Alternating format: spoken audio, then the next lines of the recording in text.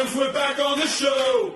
Talking Sunderland and everything you know. Conrad's got the numbers, proper stats machine. Mike's optimistic, living out the Mackem dream. Bowers keeps it steady, cool and level-headed. Wayne's already moaning, man, I'm shattered, I need my bed. Baby, are you ready to go? Let's get carried away, man, let's steal the show. Midweek Mackems every Wednesday night. Veterans passion in the red and white.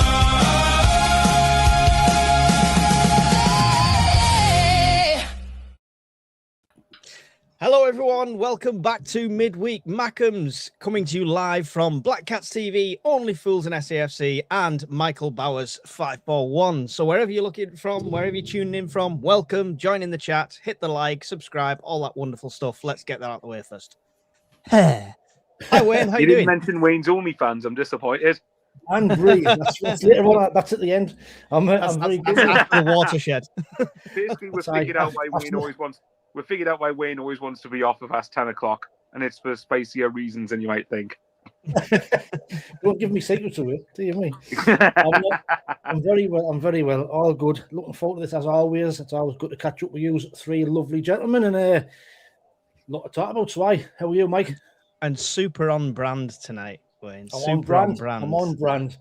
How awesome is that gear that Wayne's got on, guys? You need to hit up his channel if you want to get your hands on some of that soon. Michael Bowers, how are you doing? I am doing very good. I've just had a decent day's graft at work, and obviously I'm back here to talk with you lovely legends about Sunderland, which is going to be pretty good. So, and in the group chat, Mike is sort of starting to convert me to being the delusional optimist now. So, really? There we go. He's actually it's starting to have an effect. All I'll say is I was looking through the Premier League table right now and going, they've got problems, they've got problems, they've got problems, they've got problems. Things aren't rosy there. And I'm going, oh no, I've hung around Mike in the group chat for far too long. It's like misery on Nightingale syndrome. I just wear you down, just don't leave you alone until you've come to my way of thinking. Mind you, the one Just thing like I will Conrad.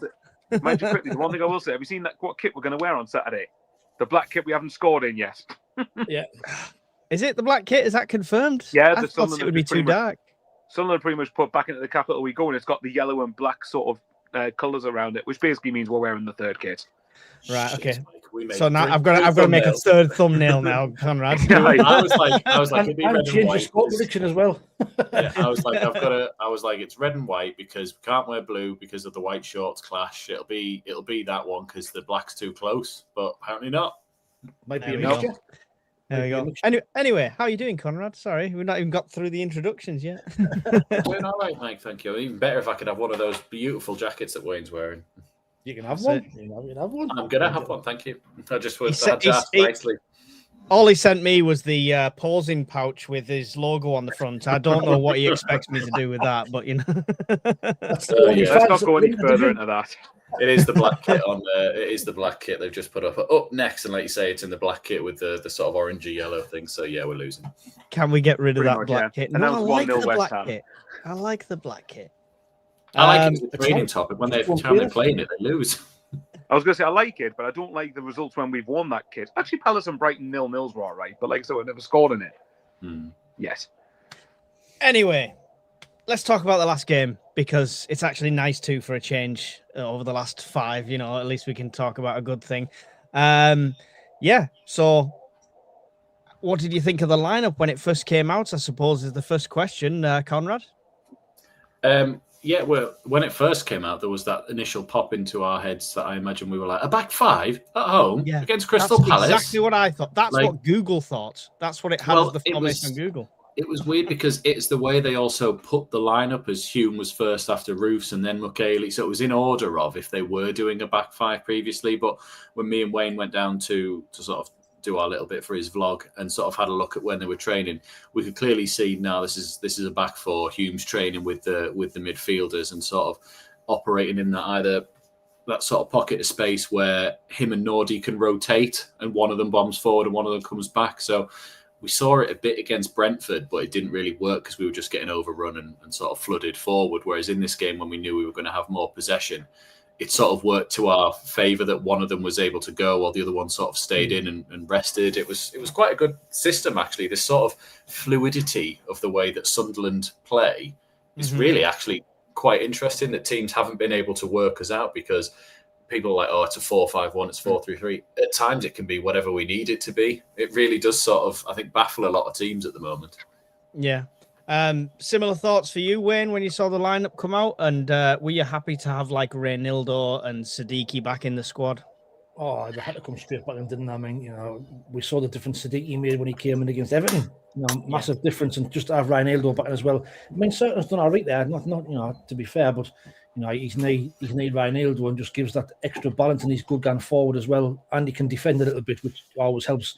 But when I saw Hume play, I thought I might have liked Mienda to be in the team, because Mienda did well against City, you know, and he gives us a little bit more base on the right-hand side. But to be fair, it kind of turned out well. And when the game kind of started, I think, I didn't know what sort of formation we're playing, because Nordy seemed to be all over the place. He was centre forward, he was left back, he was right back.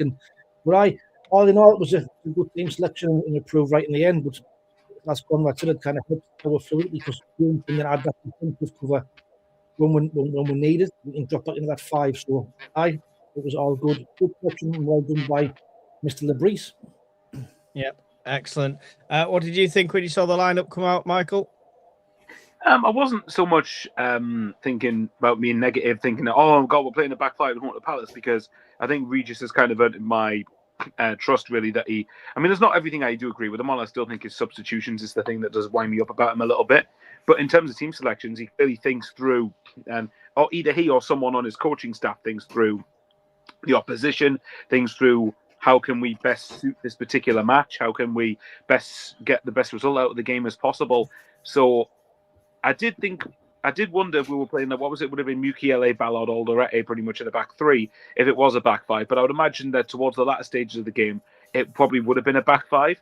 But to start with, I thought it wouldn't surprise me if Hume was that sort of right-sided wide player. But, you know, which kind of begs the question, because Adingra didn't start, did he? Nope. Which kind of makes me wonder, is he going to be thrown back into the cold a little bit because of players? Well, obviously Traore's injured now; he's not going to be back for a few weeks. But it makes me wonder: would Lebris rather play Hume on the right wing than Simon Adingra? Which is an interesting question. But no, the lineup didn't bother me as much, because in the end it worked. Well, Adingra's got a Real Madrid, didn't he? Apparently. Right. Well, if anyone wants to give us that one, then go for it. Dear me, unreal. Do you know the thing? I hope that's true, but then his agent needs knighting. You will agree with this, actually. I think the one thing I've noticed since we've gone up to the Premier League, the amount of BS stories that you constantly get from being a Premier League club goes up tenfold. I bet you out of every 50 articles that I would read on Sunderland's supposed Sunderland transfer targets, about 47% of them are bollocks. That's how me and Mike make money in videos, really. Yeah. We relay the bollocks. Yeah, we're just like, this person said this bullshit. This person said this bullshit. Well, we should do a segment, and Mike could just like go, today's episode of calling out the bullshit reporters and nonsense stories. Well, that's what it is. 30 minutes in, Jeremy Pino scores. Very good. I'm impressed with your pronouncing of that one. Very good. Do you know, all I can hear is the naked deaf guy from Family Guy saying Jeremy. Right. However you get it right. Scores 30 minutes in. I mean, at that point, I thought, no, we can't lose our record at the Stadium of Light to these. Do you think that gave us the shove we needed, Wayne? Well, I think it was pretty much an even game up until that point. I mean, the goal kind of came from now when it was across in the box, and Roos kind of pushed it out. And I don't even think it was a definite shot. He was trying to help it back towards the goal, and it went in the top corner. But as always, when we're going to goal down, it seems to give us a kick up the arse, and we start playing. But that's the frustrating thing, that we take to go behind before we actually start playing. But I was impressed with Palace, to be fair. I thought they started the game quite well, because, you know, despite the troubles despite the troubles that they've had, you know, with Gehi and you know, Glasner and what have you, and the team selection, but I thought they did all right. I was impressed with how they played and how they approached the game. So I thought when they won 1-0 up, I thought we were in for a long afternoon. As it happens, we got back in the game quickly, but like you say, when they scored, I was feeling the worst. And Palace is a type of a team that will take your unbeaten record of that type of side. They know that they are, despite the troubles they've had, they are still a really good team. You know, they've got some good players still. Matete, Wharton, you know, Pino is a good player as well. So all in all, we did well to come back in the game, but of course, when they score first, you're always worried, didn't you? Yeah. It seems to be a trend, Conrad. Teams scoring against us before we actually wake up and do something. Is that an issue? No, because we seem to get most of our points from that sort of position, really, don't we? So no, it's a bit annoying as a Sunderland fan. I mean, I think I put an image on here. Where is it there? Earned the most. Well, I love the picture with it as well. But we've earned the most points from falling behind this campaign with 16 points recovered from losing position. So was that half? Awesome. Half? That shows heart in a team, Yeah. doesn't it? That shows a lot of heart. Our points are doing that. So it's annoying. Of course, you don't want to concede, and I'm a bit like Wayne. I thought he was just trying to sort of force it goalwards. It just so happened that he forced it right into the top corner where nobody could reach it. Little bit, could Roofs have punched it away a bit better? Like, you know, he had a couple like that in the first half, but you can't really moan at him for all the points he saved us and progressed us in the FA Cup this season as well. So it's one of them that you sort of go, all right, okay, well, we didn't win the first ball, we didn't win the second, and it ended up in the back of the net. But just about the formation again, because the formation is what helped us score, in the fact that we were playing our triangles in the midfield. We finally got a bit of space and we sucked them in, and it meant there was an acre of space for Nordy to get down that right-hand side, because Palace play with a back three, and for the first 30 minutes, our front three were doing absolutely nothing because they were just man for man. No one could do anything. And in the midfield, Siddiqui wasn't being as effective, probably because he was being nullified by Wharton and Hughes, really, sort of not giving him a moment's notice with it. We couldn't really get going. And then when we finally got that killer ball through to Nordy, Richards, I think, got pulled out, or Lerma got pulled out. Robbie did so well to leave it if he did get a shout from Enzo, and Enzo just slots it in. You know, we've always said, Wayne, haven't we? We've always said... Enzo on the fear, on the fucking clear. We've always said that, so, you know... We've always said that, so you know it was just that moment really did sort of help us in getting back into the game anyway. It would have been nice if you played the show we did right after Brentford, though.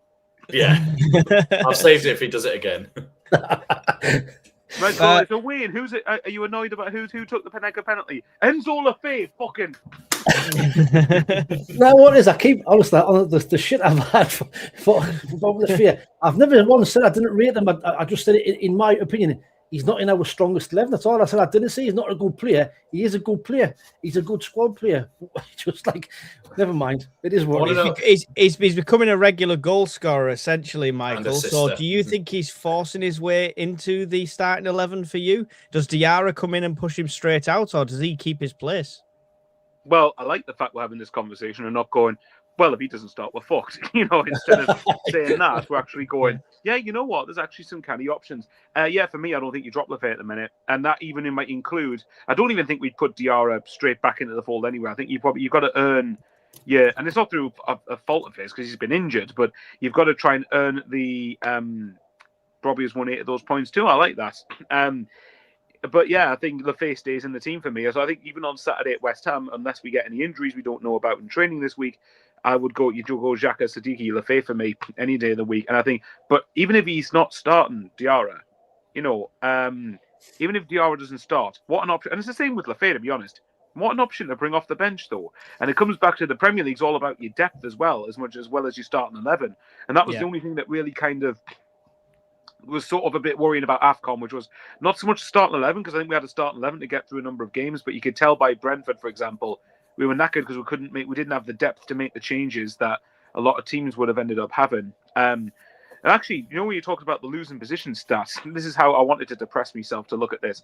In our last Premier League season under Dower bastard, David Moyes, when we got relegated, if I'm right, I calculate, I try to think how many points we got from losing positions that season.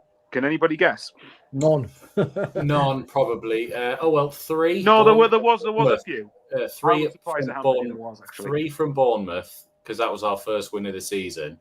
And then our other one, we beat Hull 3-0. We beat Leicester 2-1. We beat Hull 2-0 away again. We didn't get how many Let's see points if Conrad knows this. I'll be very impressed if he gets the right number. I'm not going to know the draws, but I know we definitely have at least 3 from Bournemouth where we went 1-0 down and then we've won because it was our first win of the season where Anichebe rolled his defender and smashed it in the top corner and then Defoe. Can you tweet something like? Yeah, that one. And he had the white seatbelt kit on as well. So I'm going to say about 5. You're 1 off. We got 6. 6. Okay. For what it's worth, I was going to say 6. The 3 draws I'm thinking of. We drew 1-1. We drew 1-1 against West Brom. You remember West Ham at home. Yes, that was the one when Carsley scored and we were going, "Are you watching David Moyes?" Yeah, so there was those 2, and there was Liverpool at home. We were behind twice, and we scored 2 penalties. That's right. Yeah. So even I was going, "What's that many?" It was 6 points from losing positions. So yeah, the fact we nearly tripled the points we've recovered from losing positions this season already, and we're barely just over halfway through, is quite depressing on how shit that season was. But yeah, it's like the never say die thing, isn't it? If you're always in a game, then you know, and 9 times out of 10, we don't tend to get beaten comfortably, do we? We're always within a game, so that's always a good thing to have. I'm still giving full credit to the marketing team at Sunderland because ever since they put in till the end, we've really took it to the end in every game. Let's see if Mike knows like this. When did that slogan start? Conrad will know this. Well, wasn't it about 2 or 3 seasons ago or something like that? Was it more? Oh, I won't know. Simon Moore. Oh, sorry. Wayne, do you know? When does it start? It started in the 2022 playoff campaign. Luton at home. From League One. Sheffield Wednesday over 2 final. You know, so actually, funny enough, one of my friends, Lauren, she messaged us in a group chat and it said something about on this day in 2022, we signed Patrick Roberts from Man City, funnily enough, and he scored till the end in stoppage time at Sheffield Wednesday. It's probably one of the most important goals of our recent history. It was all the banners for the Wickham final. Everything was till the end of that one, and then they used it again when we lost to Luton, but we had half a team when we went down to Kenilworth Road. We still won the first leg, weirdly, absolutely. And then obviously, pretty much since that last May, we've kind of just done it on steroids, haven't we? Yeah, absolutely. But just going back to Liverpool quickly. I mean, can I just tell the chat to refrain from swearing? Don't use that S word in here, please. Thank you very much. There you go. Carry on, Wayne. Mike, you can't say that. Apparently, it's the Match of the Day producer's telling you not to do that. It wasn't his fault. I'm just going back to Liverpool. I did say this last night on Bridging the Gap. I'm not saying that because Diarra's back that we drop Liverpool straight away. I just said in the long run, we might not see Diarra till next season. By the time he comes back in and gets up to speed, Enzo Liverpool at this moment in time, we can't drop him because he is he's our most creative player. I just think in the long run, when everybody's fit and everybody's up to speed, he might not get in the side. If you're going to play him, based on the current squad, I'd put him out on the left-hand side because he's better than Adingra and he's better than Mundle. So could I ask Wayne? Go on, sorry, I didn't finish your point, sorry. If Diarra comes in, if he does come in, I would still put Liffey on the left-hand side. But I just don't think, I'm not saying drop him straight away. Is it a risk-reward thing? Because grow up, Wayne. No, sorry. Is it a thing because he does lose the ball quite often? He is that one. He's trying little things to get through. But is it because he's that risk-reward player? He's trying things to unlock defences. I mean, he gave it away against Arsenal and we conceded. Obviously, the penalty at Brentford. But then when we look back at certain goals this season that he even didn't get a goal contribution in, we don't score a winner against Brentford without him running into the channel to dig it back out. We don't get the ball through to Nordy for him to do the 1-2 against Wolves without him sort of doing all his bits. There's lots of bits that he's not even got the goal contribution credit for. But is it that risk? I mean, he's got something like an assist of an assist sort of thing that he's involved in a way. Yeah. I mean, he's probably done more good than what he's done, but I just think at certain moments he just try things in silly areas, and you do get punished at times. The Arsenal one really was a big highlight for me. Yeah, does he not remind you of Roberts in that way? Apart from he can score at the end of it, but Roberts always used to do it past the halfway line. But Robert, yeah, I suppose. But he'd have them moments of brilliance. But he'd also sometimes you're thinking, why are you taking on? It can't be like Roberts because he's got 8 goal contributions already. When Roberts would have only had 2. I said apart from that, yeah. I'm not backtracking. I'm like in the comment. I'm just saying, in the long run, for me, he doesn't get in my start 11. But at this moment in time, he's our most creative player. So. Here's what, Anyway. Yeah. Right for now, me- you can't take him out the team. No, Yeah, no, I agree. I think he's one of the players for me that's done a lot better in the Premier League than he did in the Championship. Because where I might give Wayne this, and I suspect this might have been his opinion, he did underwhelm me a lot in the regular season when we signed him on loan. Not including the playoffs. I mean, the regular, from the moment he signed until the QPR last home game of the season of the 46th. So I felt like he was... But He was I injured a wonder, bit. Sorry? He was injured for a few games. He was injured for a few weeks, but he was also, to be fair, shoehorned in on the left, really. But That's I just true. think that- Exactly. I was going to say that. yeah, but for a player of his ability, I just felt in the Championship he should have been dictating games a lot more. But I do wonder, is that because teams more times than not sat in a low block against us, and we were one of the favourites and had to break them down? We Whereas don't here- score 4 of our Championship playoff campaign goals without him. He was the one that played the ball through to Eastor. He was the one who pushed the defender to make the mistake for Mayenda. He was the one who put the cross in for Ballard. He was the one who fed the ball through to Roberts to give it to Mayenda. He had no part in the last one, but he was on the pitch, so it counts. Oh no, without Yeah. doubt. I mean, that's why I specifically said until the playoffs, because the playoffs, by God, did he deliver when it mattered. Yeah. And sitting in the Premier League, I think he's been in the Premier League for me. He's been one of our best players this season. So I think I'll ask Wayne this. I think see if this is a better way of putting it. Next season for me, as good as Lefay's done, it would be nice if he was the depth, which means we have someone class starting ahead of him, if you know what I mean. So it's got to be someone who's really mint to displace from the team, if you know what I mean. I totally get that. I mean, I'm not. I've never ever said he's a bad player. I just said he's at times he's a risk. But just to put this to bed, I'll just shut the fuck up and grow up. Wayne, if you do any more U-turns, Wayne, we can sign you up for government. Hey, at least it'll be more entertaining than listening to half the politicians these days. I think it's a fair point. It's I mean, definitely a fair point to consider. Just to ask Wayne this then, right? So, say if everybody's fit, what would be your starting 11 then if you don't feel Lefay gets into it? Well, assuming it's like a 4-3-3, for example. If everybody's, I would probably have goal. I'd have Nordy, Ballard, Alderete, Reinildo. I'd have Xhaka, Siddiqui, Diarra. I'd have probably Traore on the right, and I would like to see a Dingra come good, but I just don't think he's going to. So that left-hand side is the position where we are weak, and that's where I would put Lefay at this moment in time. I know he's probably wasted out there, but he's still got him in the side for the creativity. But that left-hand side for me is an issue because I don't think Mundle at this moment in time is Premier League ready. He's still come back from injury. He's still getting used to the Premier League, and the Dingra has got to massively improve. He is a player in there, but at this moment in time, he's not shown us. There is a player you've missed out, a certain Moroccan player. Talby is there as well, aye. And we've got our new Talby and Talby. Yeah. Honestly, that's a money-saving tactic. They're just going to go and peel the L's off Talby's old kit. They give him number 17 or 27 or 37. They're taking the piss, aren't they? Just sticking a number on Talby shirts. Yeah, I mean, the second goal, well, let's go on to quickly because, I mean, it was a combination of delight, shock, pain, and hilarity all at the same time. Wasn't for me. Can I just start? Because at my end of the ground, probably the same as Wayne, saw it go in and was like, yes, and then saw him going, fuck. And I was like, I stopped celebrating because I went, shit, he's hurt. So I stopped celebrating and didn't realise that end of the stadium was all absolute. Conrad, why were you? It's always meant your best mate Wilson Isidore could come on. My end is second striker. I mean, that's where I get cramp in my calves when I get it, and I feel for him. The pain of that is unreal. That looks. Siddiqui was really sympathetic. He was milking it, wasn't he? Yeah. It was class. I mean, it was a great goal. If nothing else, to read the little, even to move off the little deflection from the defender, and then. Even Henri said in his analysis on Sky, was like, I don't know how he put that in. All that matters is he did put it in. When you watch it, there, but don't know how he scored.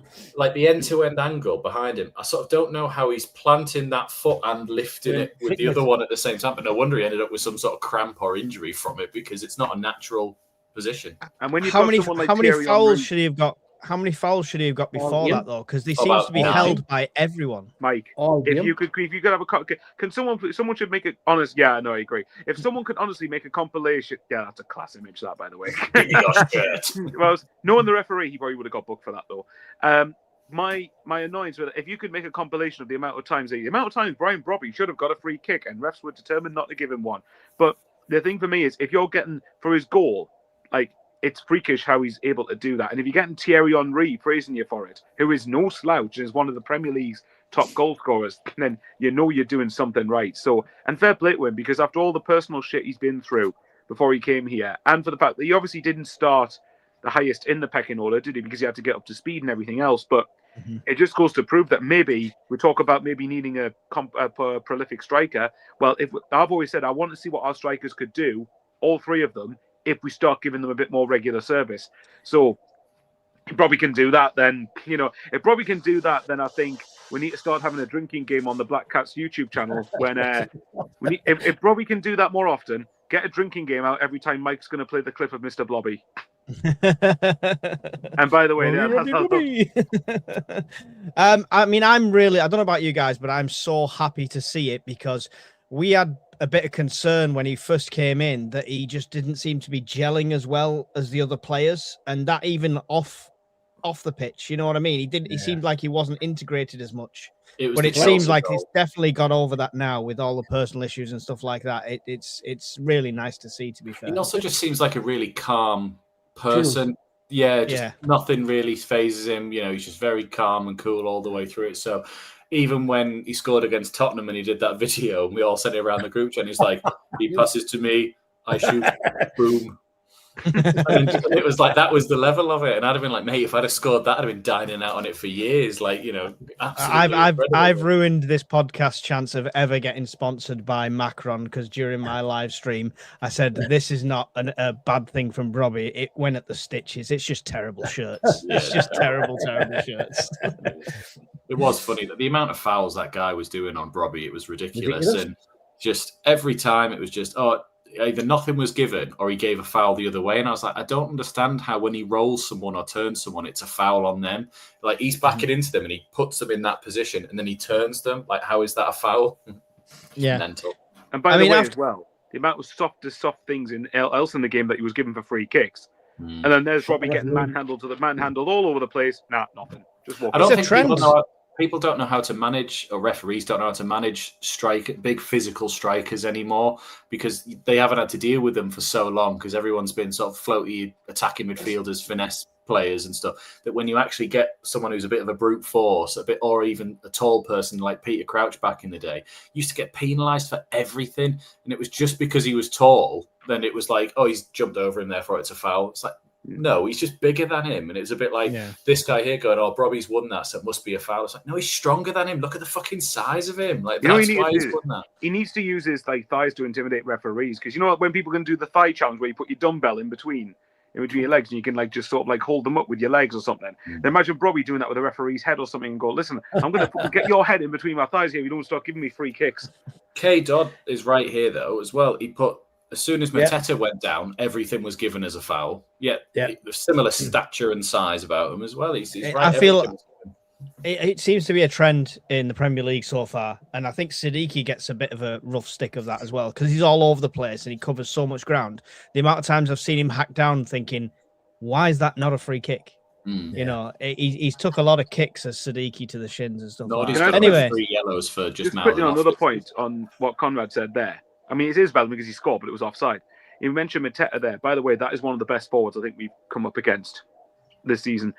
I just think Mateta. I mean, okay, maybe not quite a Brian Broby level monster, but he's a handful. I mean, and obviously, and you know, he's a presence. And you know the story that he obviously. I mean, his finish for all it was correctly ruled out. You're thinking, oh Jesus, that's a cracking level strike that really from Mateta. So it makes me think, well, if Palace lose him this window, then I'd fear for them a little bit. Right. I mean, I think I said to Conrad, he's the type of centre forward that we need in our team. I know Bobby's coming good, but he's a complete striker. He's got pace as well. I mean, just to clear out, takes penalties. In my vlog, I was calling him Jay Mateta all day. He's a little bit better than that. He's Jean-Philippe. Jean-Philippe Mateta. Jay Mateta all in my vlog, and now he's not called Jay Mateta. It's Jean-Philippe Mateta. You were just saying his first initial. That's fine. Right, he's the type of player, and I think he's like Juventus and Aston Villa after him and all, isn't there? So we probably couldn't afford him anyway. But to be fair, but Can I say there was a referee thing, just on the referee? Sorry, Mike. A bit towards the end of the game, I don't know if anyone else knows. Wayne, you probably did 'cause it was at your end, but Alderete went down after getting some sort of knock, and he was in the box, and the referee was like, "Get on the pitch, the physios," and all the Sunderland players were like, "No, don't. We're fine. We're fine." Yeah. So, which the rule is, if the physios don't come on, you do not have to leave the field of play. So no physios came on. Alderete stood up after a few seconds, and the ref went, "Get off. Get off. You've got to go stand on there," which isn't the fucking rule. And then made him wait 2 minutes to come back on. And then one of their players went down and the physio came on and he just went, "Up you get," and carried on. It was just like ridiculous. It was just, you've just done this. You've literally just sat there and forced him off. And then this one you got, it's fine. To be fair, he was a joke all game, wasn't he? He was. Should have had a penalty. Mundle was fouled in the box, was a stone wall. I didn't think that was at the time, and then I've watched it back since and gone, "Oh, it's blatant. You're just barging him for no reason." Like it's one of them you don't want to see penalties given for it, but you can't just shoulder barge somebody out of their positions where they're clearly going to win the header when you're not even looking at the ball. Look at the Everton penalty the week before. Oh God, yeah. I forgot which one you meant there. I was trying to live without that one in my memory. But yeah, look at the 3 that Roofs also did later on in that game as well. Anyway, ends 2-1. Back to winning ways. We can leave that one there. Great results. 4 points off of FA Cup winning Palace. Who would have thought that back in Also, July? just to add very, very quickly, the build-up play before the first goal was fantastic. Oh, yeah. The whole thing. Just before we move on from it. Yeah. Changing Crisis said, serious question, lads. Talby or not to be? It's going to be awful when they both play, isn't it? Brett says, I've got a question, lads. Been something I've thought about a lot. Do you think if Coleman was giving some transfer funds, do you think he would have kept us in the Championship? I think he was unlucky, wasn't he? I think, with the whole takeover with Ellis Short sacked him before he sold the club, didn't he? And I think I would like him to stay. I think he would have done all right, but unfortunately just wasn't given the time. I think just a victim of the circumstances at the time. But I think I liked him. I thought he was passionate. He showed, he was clever, done some great stuff with Wales, and I thought he was just given a bit of a shit deal, to be fair. He was shafted with that whole takeover deal completely. Like, he didn't even get a call, did he, or something like that? He didn't even know till it was. And that's a married man with 6 kids. That's a married man with 6 kids. He's got 6 kids to feed. Why didn't we keep him on? For me, I'd like to have said yes, and if we'd have got Scott McCormack, not Scott McCormack, Ross McCormack through the door, who was there, but obviously we didn't sign him through the end because somebody decided to stay on 70 grand a week. It might have been different, although this is also the player who, when we had the only sort of bright spark, if you want to call it that, in Lewis Grabban, who got 12 goals for us that season and hated being here, but yet still scored. When he was hauling him off after 60 minutes every game to put on the untested Osoro and Madja, who then didn't go on to do much that season. Yes, Madja did well in the first half of the next season. It was a bit like, at some point, there needed to be a conversation of, he's scoring. I know you don't like him, but he is the only reason we're not cut adrift already. Like, even McGeady said it in the same thing of, like, he's got 12 goals for us and yet we're sending him back. Like, what's all that about? So I'd like to have thought so because I liked him, but there was some questionable game decisions from him. And to be fair, you get that with all. And Lee Camp, who signed off on that one. I was just about to say, this is also the person who thought Lee Camp would be a good signing for us. So, and where is he now? Where did he go after us? He's now was he Saudi Arabia or China or somewhere? I thought he went China somewhere for a bit, didn't he? But to be fair, to be fair to Lee Camp, actually, I don't know if you guys saw, the Second Tier podcast, they interviewed him and he kind of owned it and really went, I wasn't playing at Cardiff. I thought, we'll go to Sunderland. What's the worst that could happen? And he said, well, unfortunately, the worst did end up happening because we got relegated. So that was at least quite. I think he said he went and he didn't expect to even be playing, did he? And then he was injured, but was sort of like, shit, I can't sort of now say I'm injured and not play. So he played while injured, which was just even worse. Steele, and he was bad and all, but at least Jason Steele had one game or two where he was not crap. I think for me with Chris Coleman's a weird one because my own opinion is I stand by that. I think we should have had enough to stay up that season anyway. I don't think our squad was anywhere near the top end of the division, but I refuse to believe that Bolton and Burton and Barnsley should have all finished above us that season. No, we were definitely not. Shouldn't have been in the bottom 3, but we were not good. But oh no, we weren't good, but I don't think we that's were that the way it bad was. to be able to be It was- going down it was- to League One. You know, I mean, it was a bit like getting relegated, and you go from Defoe and who else did we have up front the season before, and Ichibi. And that was it's about like it. Defoe What and more? Ichibi to like James Bourne and Yeah. Ashton Fletcher. You know, James Vaughan was just such a oh misstep right Jesus from the Christ, offset. PTSD thinking about all this. Right, Oh, let's God. wrangle you guys in because you're off We're on We're wrangling. trying to be positive. We're To 9th link or it- 8th in the Premier League. Why are we To link talking it about back this? to okay, here's one then. To link it back to this is why I will always say that if there's any set of fans that deserve what's happening with at the minute, it's us. Because we have seen some shite and we I have had to been watch through James some Vaughan score shite. against Burton and pretend And do you know I the worst? liked And it. do you know the worst bit? We're getting relegated by Burton or going down to League One. That wasn't even the worst season, and that's how bad that was. So yes, Character building. this It was minute. character building. That's what it was. That's it. It was testing the true fans. That's what it was. Gallows humour, certainly. Gary Hoyle says, Exactly. Sorry, go on. Just stop it. Will Palace be sucked into the relegation mix? I don't Possibly. think so. I thought Glasner would have been sacked before now. I'm surprised he's still there, but I think if Matete leaves, they are in big trouble. I think.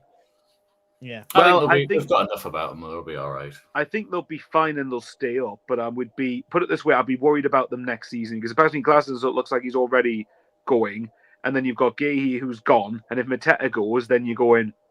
I get Gahey being sold because what was it? They would have got 20 million for him now when he's definitely not going to be there next season anyway. So as opposed to losing him for free, that 20 million could be reinvested into someone who could come here and come into the team and help keep them up this year. And then they've got that player for next season to develop. So I can get that. But yeah, I mean, it's not looking, they're having an absolute shit show for window at the minute, aren't they? Yeah. So yeah, I think they'll be sucked into a relegation mix potentially, but they'll be all right. But I'd Still worry. 11 points ahead of the bottom 3. Well, that's it. Can all change.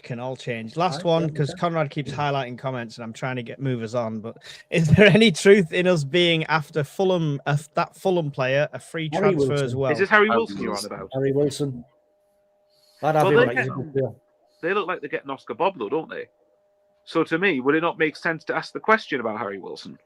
I think everyone's waiting for the summer because his contract's up. But if we offered about, say, a fee of 5 to 6 million now, surely that could be. I'm sure that. I mean, unless he doesn't. He doesn't want have go. to say yes at this point. No, I he think he doesn't. knows he can get Assuming- more wages, bigger. No. You know, We'll do a swap deal. They can have Rusin, Bar, Paveda, 10 Don't players you be for slating one. Abdullah. Plus 5 million. Excellent. Right. That's it for the Palace games. I'll try to get through some of your questions. I'll still star some of them if we have time at the end. We'll do some as well. Depends how awake Wayne is when we get there. What's on the cards this week? Questions, games. usual Who from me, wants to so start? I've got the Who Am I? I'll go first because Conrad's is always better than mine. So I'll do the Who Am I first. Wait. Conrad's gonna doing his. say, One, There you what's go. happening here? I was going to say, why did I This ask is this question game to show myself mode. game show. Because I'm supposed to sing it. then? Well, don't forget to play along in the comments, everybody. There we go. So, the usual Who Am I? You probably get these straight away. They are West Ham. West Ham, right? Okay. So, I began my professional career in London and was known early on for my electric pace.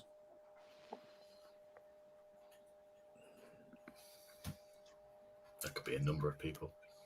I played in Europe while still a teenager.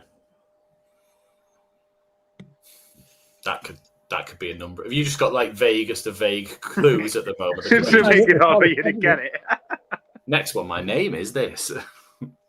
I I'm a scored player crucial, who played in the Premier League. I scored crucial goals to keep us in the Premier League. Us. Is that Sunderland then? Defoe? Yeah. Jermaine Defoe, yeah. West Ham 1999 2000. Who put Walcott in the chat? He didn't even play for us. If only he did, Owen. If only he did. Next one, then. I grew up in the Northeast and came through a Premier League academy. McCartney. I was part of a Champions League winning squad, though not as a regular starter. Ooh.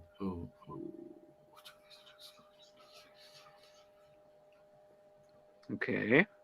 Now. Injuries limited my career more than my talent ever did.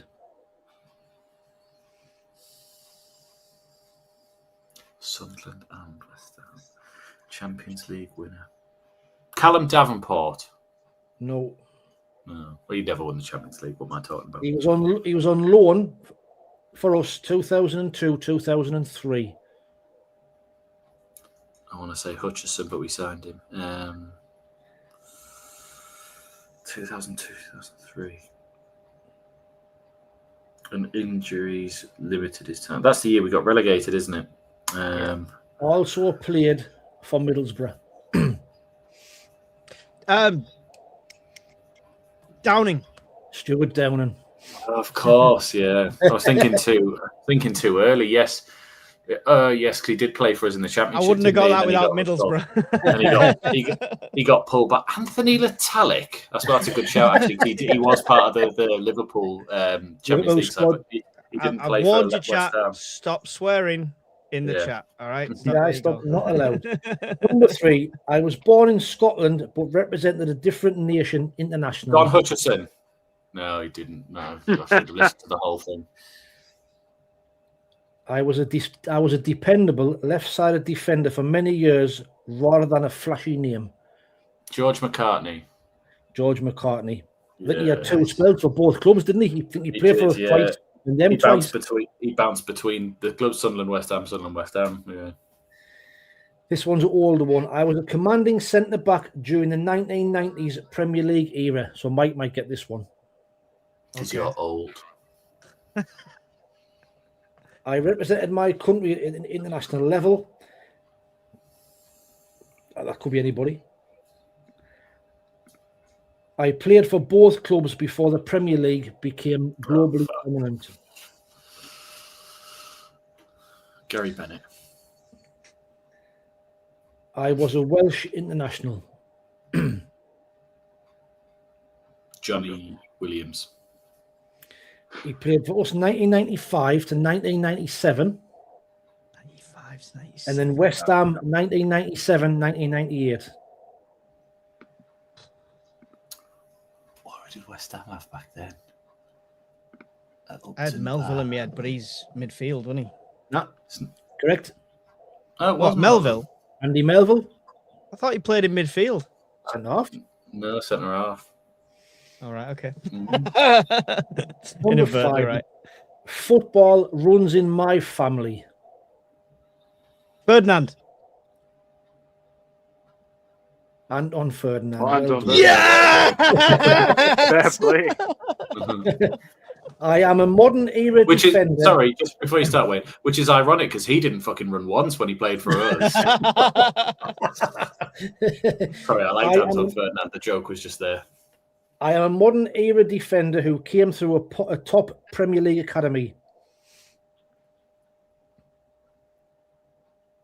Okay. I spent time out on loan to gain some senior experience. Patrick Van Owen, no, he didn't play for West Ham. Before joining Sunderland as part of a rebuild focused on youth and resale value. Oh, who did we get for Ekwar? No, but I have represented my country at youth international level. Similar type of timescale to Ekwar, possibly. yeah, that's what threw me off. When did we get him? We got him. West Ham, 2019 to 2022. Elise? Agielise? Agielise. Yeah. Yeah, it was him. Yeah, K Dodd just beat you to it. are you sure? This one, even I didn't know this one. So he's one of them players who we just can't remember he even played for us. I am not English by birth and began my career abroad. I played defensive midfield and centre-back roles. My time in English football was brief but spanned multiple clubs. I played for West Ham 2000 to 2001 and Sunderland 2005 to 2006. Gary Breen. He did play for both, though. It wasn't defensive midfield as well. 2005, 2006. What was the years for West Ham? 2000 to 2001. Oh, he played Darren Byfield. No, he played as Kevin Ball. 2005 to 2007 for us. So 2006. that's prime McCarthy getting promoted. Premier. Oh, Christian Basile. Oh, good shout. Yes. Oh, nice. Well Yes. played, sir. Well Yeah. played. Cracking sir. shout. I was Well sitting there played. going like, who was it? I forgot he even Not played sure for that was West Ham. quite right, Johnny Cool, Yeah. but good guess. Well done. And the last one, I started my career in France before moving to England at a young age. I was once tipped for big things after a high-profile transfer. Well, it could be most of our signings. My Premier League career never quite matched the early hype. That's definitely most of our signings. Sunderland Maybe, yeah, 2001 to 2003 and West Ham 2005 to 2006 on loan. From us? No, it can't have been. No, not from us now. Loan to West Ham. So 0103 for us. Did think we I say remem- I position or anything? Centre forward. Centre forward. I want to say Darren Byfield again. Johnny but, Evans. I remember him. I think he scored a goal against Aston Villa when we were in the. Bellion? That's him. David Yes. Bellion. It was Man United. Yes. He went to Man U from Man us and United. then to West Ham. Yeah. David Bellion. Fast as fuck. Well done, Fast Jimmy. guy. You got that first. Well done, Jimmy. Pretty sure he Good did, stuff. Mike, but okay. It did. It appeared up. Watch the replay. I actually click it a moment before you say it. So there you go. Nah, not having it. There's a delay in the YouTube getting to your screen to your mouth. All right. Excellent. That was good, that Wayne. I got a couple, so I'm happy with that. Well, Rassie Melton doesn't think so. Well, you can sod off then. What's he say? Second from last comment there. We need to talk a little Switch bit off. football. How You you must be going? new here. Yeah. Yeah, I was gonna say, This is yeah, what we do. turn off if you This don't is like what it. we do. Right. Right. This is the halftime. Let's do some games where everyone joins in. So if you're not Yeah. interested, then just skip the video forward. It's live. Good luck. I was gonna say. Right. Changed it up. I've done 20 questions. I've got one player who did play for Sunderland, and I'm just going to give you yes or no answers, but you can go in order of the. Oh, you've put Mike to the top there. I feel pressured on the top. Nice. How's it going down there? It is. You can go in order and try and work out which former Sunderland player this is. I've got the So stuff. what are we doing? Who One am I? player. Right, so we've 20 just got to questions. ask you I've got loads of one questions. player. You just got to ask me yes or no questions and try to establish How many Right. opportunities have we got? Is it 20? 20. Okay. 20 questions. First Right. one. Okay, Okay, we get 10 questions. The chat gets 10 questions. Go. Okay. Was he shit? That is very subjective. I would say no. Okay. Was he English? No. Oh, that narrows it down a bit then. Wait, I get me a notepad. Did he play from 2005 onwards? Yeah. Yes. Okay. I thought you were eliminates going to all say of my that. You're going, did he play football? But yeah. That No. Okay. Did he play with us in the Premier League days? Yes. Is he Italian? Hang on a minute. You That's skipped a the chat question one. here. That's Oh. a chat one. Sorry. Go on. No. Oh, that's not the one I was thinking of then. Hang on. So how many have we had? We've had 4 questions between the 3 of us. 5 questions, including the chat. Okay, but the chat's had one. Okay. Also, it's 20 combined between us and the chat. Yeah. I'm not Did he- highlighting it, Jimmy. We're not wasting. Was he an attacking midfielder? No. I wouldn't put my favourite player, Jimmy. Was he a defender? Yes. There we go. 7.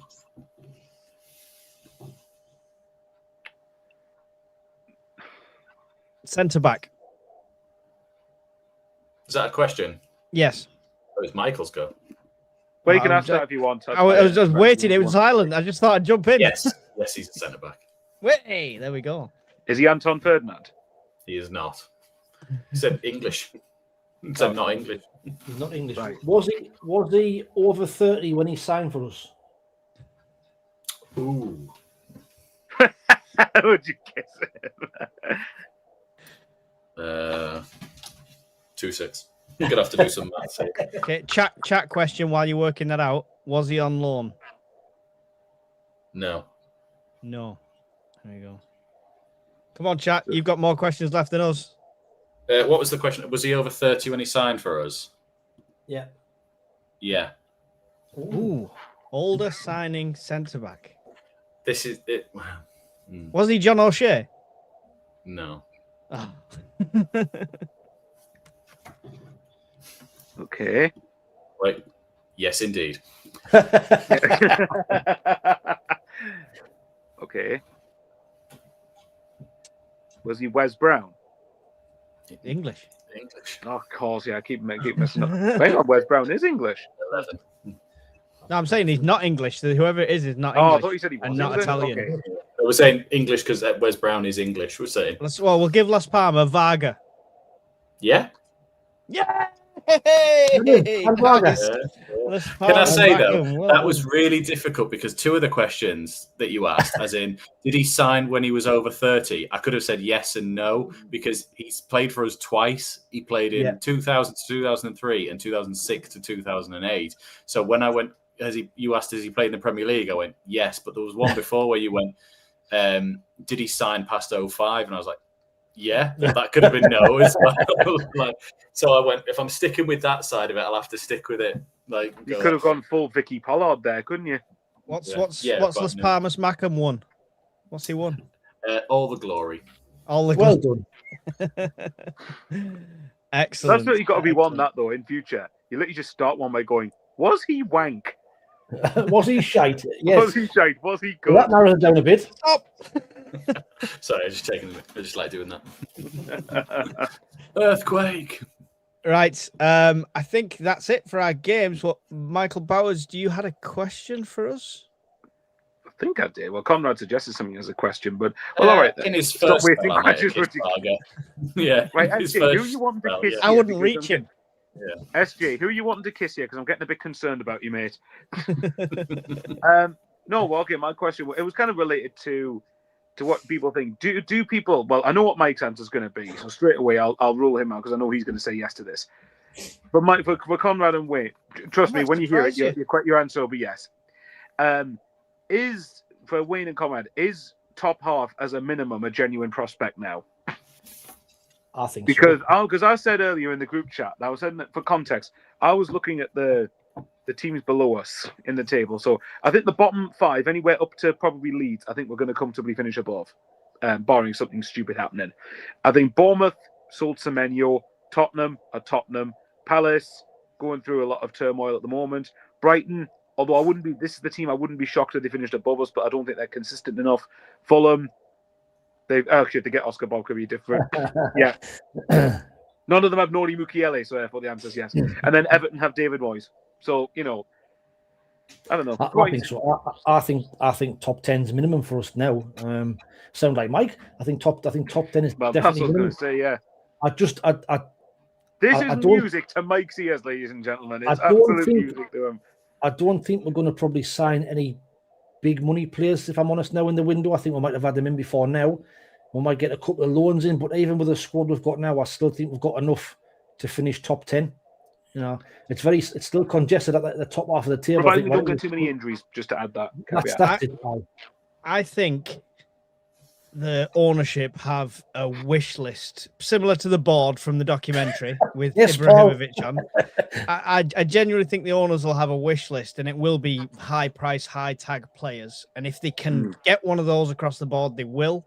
But I don't think they're just going out, oh no, we desperately need a striker, let's get anyone. So I think we're in a good position, but I do think they have a wish list. So if we do get a big money signing on deadline day, make sure you tuned into the channel because we'll be live. There you go. Well, you will be. We'll be at the match. Yeah, I'll be live on my own.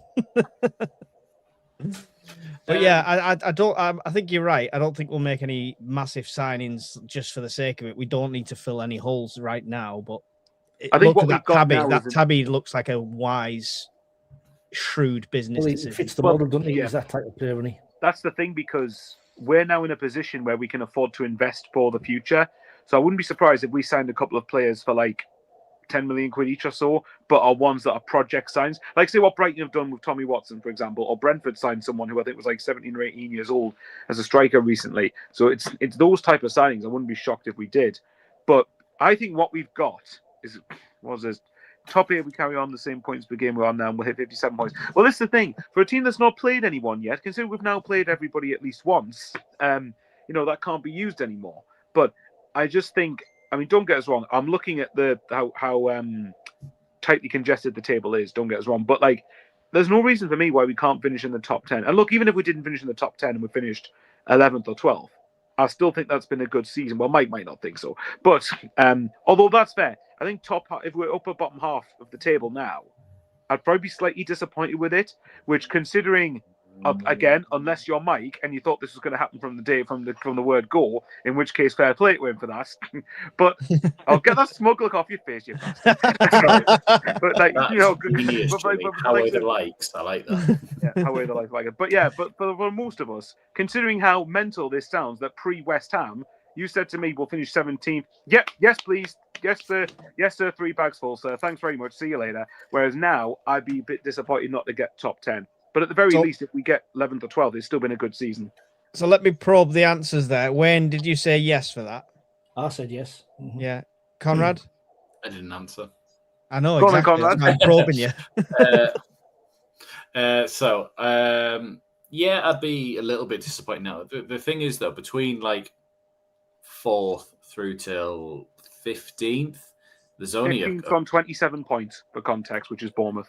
Yeah, there's a couple of wins between all of those ones really on there. Yeah, it's that's that the tight, caveat. and everyone keeps beating everyone. It might come down to a scenario like in 2010 where Steve Bruce got us to finish 10th because on the last day of the season we won and the 3 teams above us all lost, and we finished 10th by proxy when actually really we should have been about 15th. Because Newcastle and West Brom drew 3-3 against each other. They were all on the beach, they weren't playing, and we were the only one actually sort of giving a shit on the final day. Really. We'll finish above first.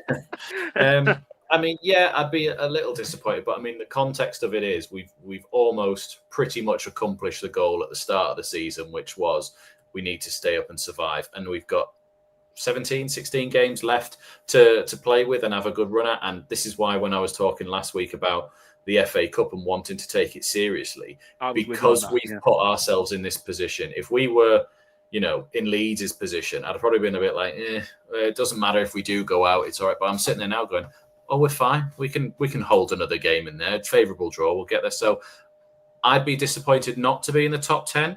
I think they're being very cautious in the market because we've stated it publicly on Sky that we're aiming for top 10, that we're not going to get our pants pulled down by a club going, oh, they want this player, right? Well, that's an extra 10 million on the price tag because it's January. I think we're just being very cautious and just sort of not attacking the window like we did last season where we had to. I think they're just waiting to see if the right deal comes along.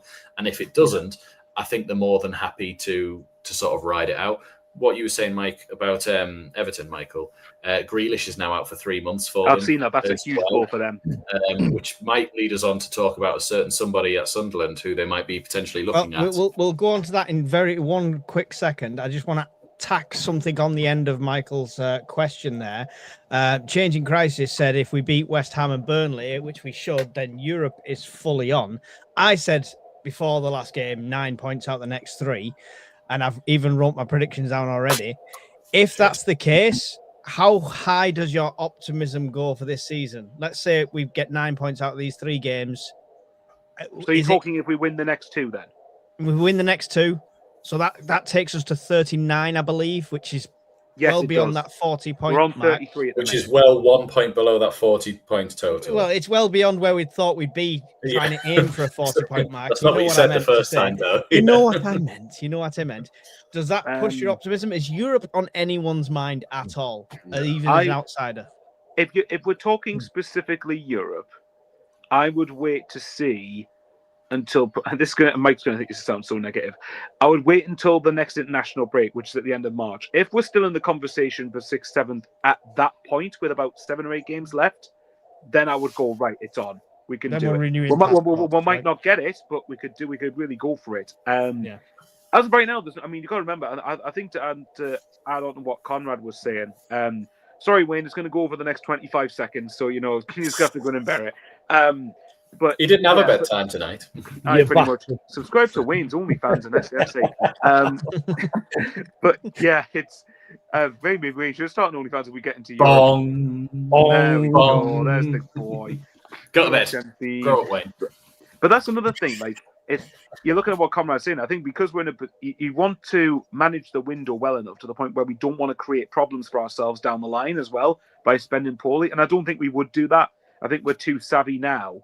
Touch wood anyway. We're too savvy now to let something like that happen. But another important factor again is AFCON's finally over. We don't have to think about that anymore.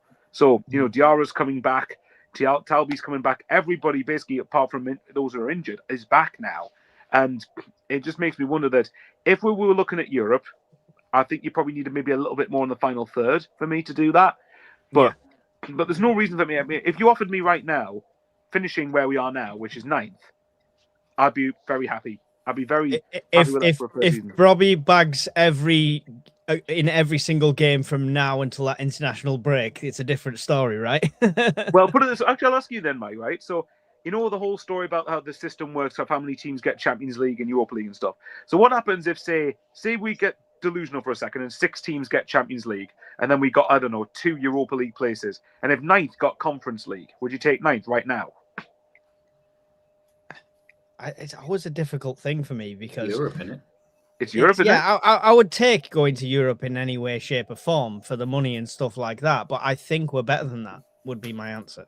Can I have in a chat, please? Either a Europe, like I want to know your target. Is it Europe? Is it top 10, or is it still sort of top of the bottom half?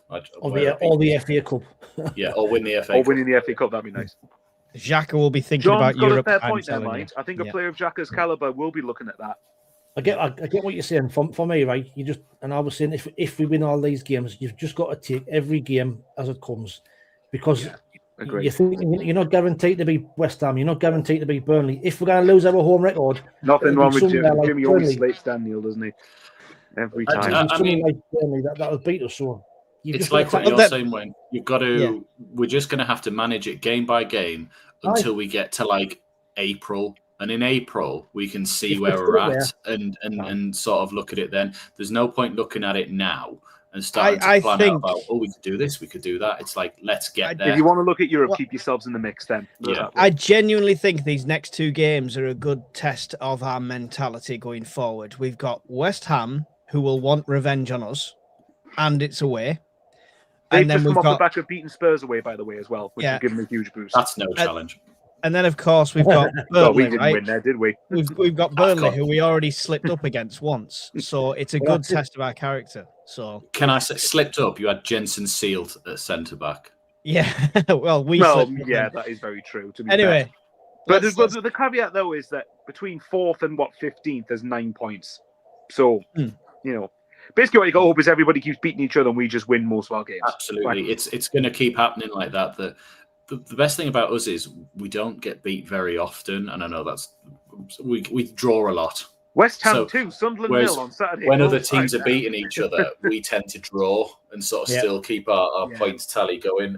Because I remember the interview after Chelsea with Isidore, and they were like, "How many points? Where do you think you're at now?" And you went, "Oh, we're on 17." And I still look there now, going, "God, that was like 4 months ago. And we're only on 33." It sounds mental to still be on that sort of figure, but then when you actually take into account, of course, like, well, actually, there was a lot of draws within that where we didn't lose, and how many games have we lost within that? 3. Like, it's and we've gone through the AFCON period as well, as you've said. Absolutely, yeah. Right. But there's another thing, though. Like, if you look at by the time we played Arsenal, we've gone to every one of the traditional big 6. We've gone to all of them away from home. We'll then played Arsenal twice, Man City twice. We've hosted Villa. So, you've got Liverpool, Man U, Chelsea and Tottenham to come to the Stadium alive. But I'll be disappointed not to win 1 or 2 of those games, if I'm honest. Well, we're going to beat Liverpool because I'm going to be there. So, which one do you go to, Liverpool and Fulham? Fulham, yeah. He's coming with me to Fulham.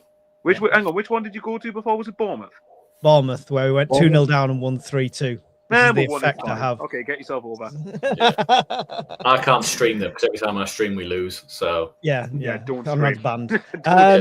Let's move on. Jimmy, No, it wasn't Dan Shitpeas Neil, but I like the name. If you take out the middle word, I like it. This is where Conrad gets to cry for an hour. His lover, his friend, his compadre. I don't know why he went Spanish. No, me neither. He's French. Couldn't you have thought of something in French? I know. His baguette. It is. Wow. It's going nuts. That's us banned in France. Yeah. So we've pretty much had Conrad doing the whole it's not even Wilson! I'm sorry! I'm sorry, Wilson! God's sake. Oh, dear me. I don't want him to go. right. So we kind of touched on this the other week when we were talking about like outgoing players and stuff like that, and which strikers, and we all thought Mayenda had a lot more potential going forward. So if we had to get rid of one, but now that it's actually in tabloids, it's rumored and stuff like that, I want to know all of your thoughts and feelings on it. So we'll finish with Conrad. Let him stew for a bit. Wayne, what's your thoughts? Well, if the price rumored 25 million quid, is that what's being offered? For me personally, I take the money. Only if we get somebody else in. We can't afford to let him go now because it would leave us even when I would like up front to start with. But for me, 25 million quid for a player who is not a goal scorer. He got 4 goals and he's not scored since October. He's a good squad player. He's a decent player, but for 25 million pound for me, I'd drive him there myself. Fair enough. Michael Bowers, what do you think of that one? Yeah, I think a lot of it would depend for me on what we were planning to do in terms of bringing a replacement in. It wouldn't surprise me if we tried to go out for if we got 25 million quid, and I love Wilson Isidore. I think he's someone who clearly is someone who, and it's a cliche, but gets the club and gets what it is to be here. Truthfully, I don't think he'll leave this window. I think he'll stay. But if we did go for 25 million quid, is he worth that in today's market? For me, he's not. And I think that doesn't mean he's a crap player, because I don't think he is, but he's very hot and cold for me in terms of his goal scoring run. If you remember last season, to be fair, it was his first year in English football. But even then, last season, I think it was up till the Leeds game, which was pretty much when our top 2 hopes ended. He got something like 13 goals, I think it was. And then since then, he only scored one other, which, to be fair, was an important one. It was in the playoffs against Coventry at their place. But he goes through patches where he has a good vein of form and then goes through a long drought, if you know what I mean. So I think I would like to keep Isidore, but if you got 25 million quid, I think in the foreign market, we could get someone who is a bit better than him for that money. So I'd like him to stay, but I think for the money, if you got that money now, there's possible benefits to taking that offer. Okay. Nobody seems truly heartbroken. So are you? I want him to stay, by the way, just to make that clear. I would rather be kept him. But yeah. Well, this is where Conrad's going to go as impassioned defensive Isidore, so let's go. There's just me getting pelters again in the fucking comments. It's pick on Wayne night tonight. I hate the French. I hate the Fiat Wilson. Fucking hell. You hate anyone who's played under Regis Labrise before he came to Sunderland. So all of this slander about our joint top goal scorer this season, with probably the lowest minutes out of all of our strikers at the moment as well. No, I think Mayenda's there. Yeah, probably just about. Yeah, for me, you can't turn that sort of amount of money down. Really, he's not that good. Really, he's not a £25 million player at all. But I'm more looking at it as I wouldn't want to sell him to a rival now in January when they have 2 strikers who we've just seen quite up close and personal, who are shite and don't know where the goal is. I would be more saying, hey, you could have him for slightly less if you wait until summer. like at that point, and probably give us a better market to try and find someone as well at that point for a decent value. Because again, as I said before, whatever you look at now, no matter which club in the continent it is or wherever you go for, there's going to be January tax added onto that. Plus, if this deal goes through before we even have a look at a replacement, which I don't think they would do, like our old ownership would have done, and take the money and then look for somebody, I think if they have that money now, they'll already be looking around at, can these deals actually be done? We don't want, all right, if you watched Love Actually recently, Jesus. It's just, I wouldn't let him go now. One, because of who it is. If this was an abroad offer, I'd probably be like, yeah, whatever, that's fine. But I don't want to be giving a sort of league position rival a striker that I think is actually better than their two strikers and probably could score a couple for them, especially the way their sort of attack is more favoured towards quick turnovers, fast transitions, which what suits Isidore better. That's just me. I do think he's our third choice striker at this point. Robbie is firmly number one. I would rather play Mayenda but second, but I also think I wish I had a clip of one of these shows from the very beginning where you were telling me he's the first choice. But the thing is, at that point, he was. No, you even said yourself earlier on in this, Robbie didn't look like that much of a striker at first, and we couldn't really judge him on it. And Mayenda wasn't doing anything. Mayenda's always been better than him. Yeah. Okay, let's go on. Do you remember when he signed last year and you didn't think that? Do you remember when you were like, I put him straight in the team, Isidore's going to be this, going to be that, going to be that? I didn't hear you going, Mayenda this, Mayenda that. Anyway, let's go to the chat where people have said about their positions. Yeah. I'll just quickly ask comment this then before we move on. Right, you know Strad Larson from Wolves?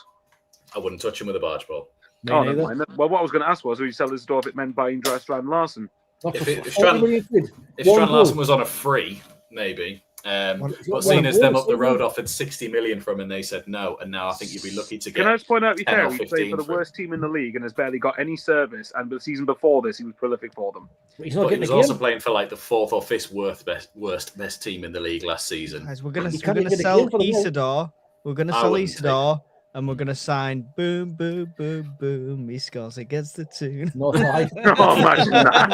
Honestly, I thought you were doing Jay Mateta because they play that song when he scores. And I was right. Paul Spector says... Would you sell Isidore if it meant signing Mateta? Yeah. Okay, there you go. Right, sorry, Mike. Go on. Would you sell Isidore if it meant signing him? Yeah, absolutely. Stop talking! Paul Spector says Europe. The win, is it bedtime yet? Right, give me a second. Right, ultimate power, mute. Right, there we go. Paul Spector says Europe, man. What, man? Sorry. Johnny Cool says top 10. Changing Crisis says Europe. Darren Elliott says top 10. We would win the conference, and I would take that. Says Harvey. John says top 10. Europe too soon. Owen Sarah says top 10. Gerard says sixth. I like it. Top 10, but Europe is a dream. Hope we do it. Jimmy Paddy says 10th is mint. Would be dream of I agree Europe. with Jimmy on that. 10th would be Would wondrous. be fantastic still. Europe, let's get carried away, man. Says K Dodd. John Swinney says FA Cup winners and top 10. That's a nice one. That's a nice result there. Mr. Bo Jingles says Europe. Jimmy Paddy says a Leeds YouTuber predicted we'll finish sixth. This is Conor McGilligan he's on about. He did one where he predicts all of the Prem games for the rest of the season. So he doesn't actually predict the table consciously, but all of the results he predicted meant we finished sixth, basically. Yeah. Which I'd be buzzing with that if we ended up doing that easily. Yeah, excellent. Right, I'm conscious of time and Wayne drifting off. You are. They're all interrupting me, Wayne. I'm trying to get through it. It's like herding sheep, blind ones Wayne at that. Ready in character for his OnlyFans stint. Come on. Exactly. Right. Anyway, I've got a free subscription. That's how bad it gets. I've got to get this the is ball what tomorrow. happens. I try to move on. That is terrible, Wayne. Going to ball. Right. Go on then. Yeah, you down the road. You can come in for a coffee. You'll be all right. Right. Let's go do very quickly West Ham then. Obviously, we had a great result against the Hammers at the Stadium of Light that kicked off our season in an absolute wondrous way. Can we repeat that? Are they going to be out for revenge? Is our away form or our black kit going to be the curse? Conrad, what do you think going into this one? I think it'll be closer than we think. I think they're slightly improved than they were under Graham Potter when we faced them at the start, and they've had a few decent results in the last few weeks. I still think we can go there and win, but we're not going to get loads of goals because we don't like goals and we don't like our black kit either. So I think if I'm doing prediction now, I think we're going to win 1-0. 1-0. Okay, there you go. That was my prediction. You've already seen my predictions for this one. So 1-0 was my. I don't know what you're talking about. I think you're talking bollocks.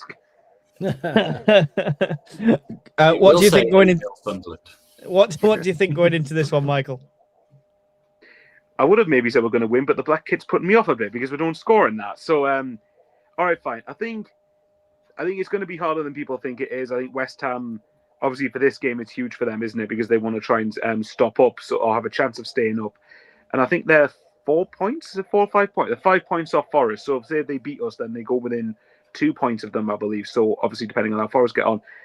I've got a sneaky feeling. I don't know what it is. I've got a funny feeling it might end like a 0-0 or something because we don't like the black kit at all. So I'm going to go superstition. That's the only reason I'm going for 0-0, the black kit. But yeah, if we're wanting to look at top 10 or Europe, then you need to be winning this game, I think, really. Okay. Wayne, going into this one? Difficult game. I did a podcast yesterday with E20's own TV, and he was saying on there, James, that for them it's a must-win. You know, they've beat Spurs at the weekend. They need to start to build some momentum, and they have to get start to put that run together now with the run out of the game. So he sees that their game as a must-win. If we turn up like we have done in recent away games, then I think we'll struggle. But for me, a point to be happy down there. It'll be a good result. Any point away from as long as we beat Burnley. 4 points at the next two for me. It'll be a good return. So I'm going to go for 1-1. I think we keep the same team. I think we keep the same team. I'll just prove my evidence that I was 1-0. Yeah, I was watching. I was taking the Nick. Mike to actually put that. For me. Yeah. Okay. Well, Mike, Conrad, you went 1-0. So Michael Bowers, what was yours? Sorry, I missed yours. I went 0-0 because 0-0 and 1-1. So we got 2 draws and 2 close victories. We've got faith in the black kit at least. Let's quickly get yours. There's not loads in there, so stop typing now. Darren Elliott's gone 2-2. Johnny Cool has gone 1-1. John Rosenbrier has gone 2-0 to the lads. Brobby to score both goals. Love that one. Cheeky 1-0. Scrappy away win, says Owen Sarah. The Fruit Veg has gone 2-0 to the lads. And Paul Armstrong has gone 1-1, I think. SJ's gone 1-1. Jimmy Parody's gone Desmond 2-2 all the way. And Steve Hewitt's gone a 2-0 away win. And Steve has gone for a 2-1 we will win.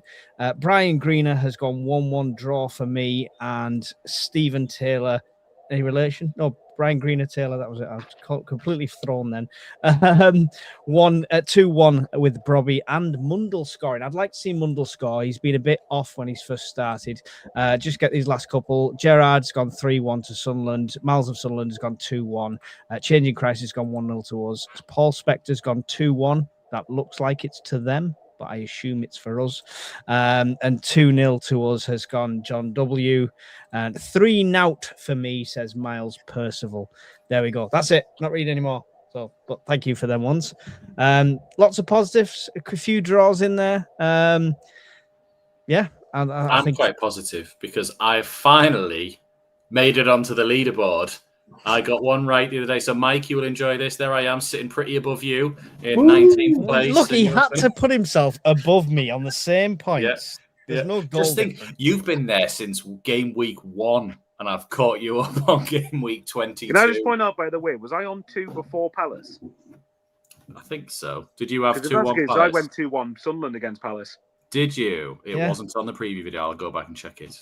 Double check. I could be wrong there. Yeah, I'll go back and listen. If I'm wrong, then my mistake. I don't write them down anymore. They're all wrong. I just make it up as I go along. On Saturday's game as well, what he was saying on the podcast was the atmosphere is very strange because you're 3 miles away from the pitch. So it'll be interesting to see what the atmosphere is like. Plus the early kick-off as well. That might have a bit of a negative effect. So Isn't there a protest idea going on with West Ham fans as well? They don't want to enter the stadium until the 15th minute or something. Something Aye. like that, anyway. Something like Yeah, that. so I think it could help being at their place, weirdly, because of the toxicity around there. And we're the loudest away fans going to any stadium anyway. And if it's empty for the first 15 minutes, that's going to be epic for our fans. So we should be the home team for the first 15 minutes then. Pretty much. I mean, we'll be the louder ones in there anyway. But yeah, it'll be interesting. We definitely need to do something with this away form. I think 3 wins for the next 3 games is going to rocket us up. And when those who Is we do not Arsenal talk in that about, next week? Arsenal's in there, you know. Then Liverpool. no, I meant the 3 are predicted in Oh, Next right. game. We'll beat Oh. Arsenal. We'll beat You think we're Arsenal gonna beat anyway. Arsenal as well, do you? Yeah, we'll beat them all. We'll say it's a straight road to first place now. That's what it is.